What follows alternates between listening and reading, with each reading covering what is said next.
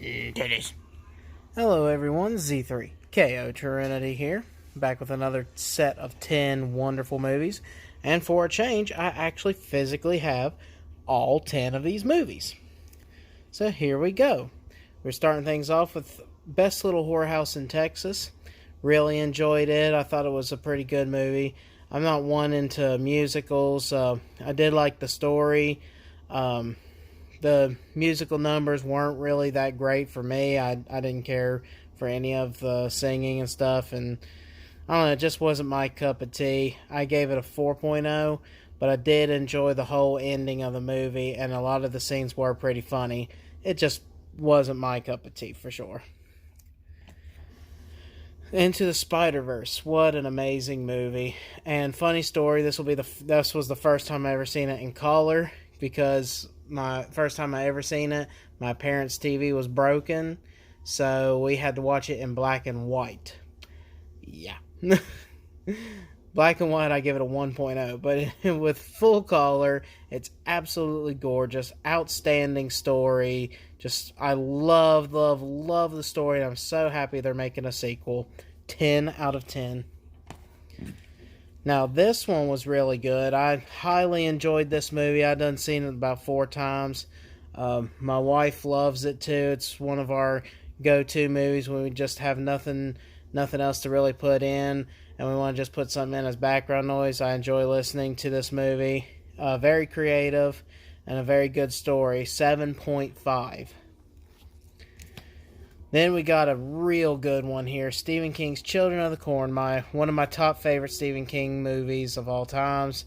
I love the story, love the acting, and it was phenomenal. It gives you the chills every time. My only downfall with this movie is the shitty graphics they used for He Who Walks Behind the Rose. With that being said, I gave this movie a 9.2. Really good.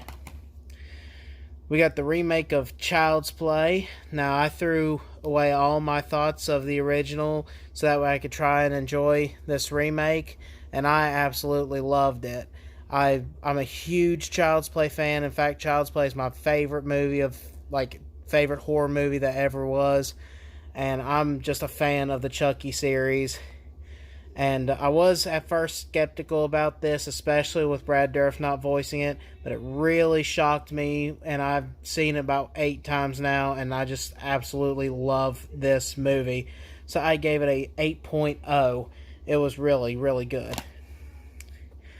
Then we followed up with Christine, and Christine is a fantastic movie from beginning to end. I love John Carpenter. And Christine was so beautiful in the very beginning of the movie, very shiny. Hell, even I fell in love with it. But I love the action scenes. The only problem I had with it is I didn't care anything about the characters, and I still felt that way when I read the book. I didn't quite care for the main character. Didn't really care for his friend either. So, I don't know. It just wasn't perfect, but it still was a fantastic movie, and that's why I gave it a 9.5. I only knocked that 5 because of that little minor detail that I didn't like.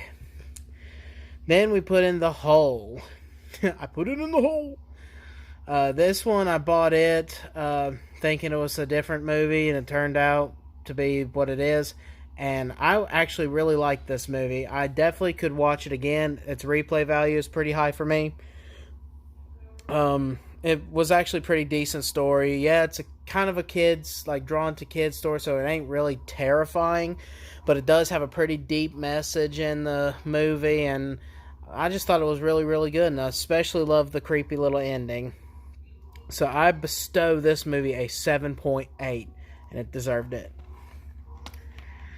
Then we put in this little comedy movie, Clue. I grew up watching this movie. This was kind of like a family movie for me. I laugh at it still to this day. I think it's really great. The acting is just goofy and really, really good. Great cast. Just all in all, really good story. 8.0. Then we got Casper the Friendly Ghost. And Casper the Little Ghost. And Casper is just a fantastic movie. I loved it ever since I was little. But now that I'm an adult, I didn't realize how dark and twisted the story was until once you grow up and actually watch it again. Whew. But I love this movie. Can I keep you? I had to give this a 9.0. I love Casper the Friendly Ghost.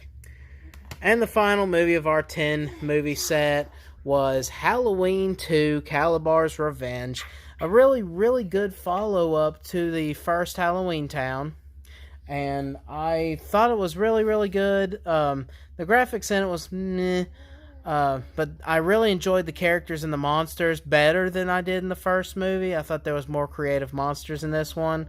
But all in all, it does not beat the first one, and it was okay. I give it a 6.0. But yeah, that was my little stretch of movies. Had to throw in some October-ish movies in there. So, can't wait to see what my next 10 is. Y'all have a good October, and I will see you again.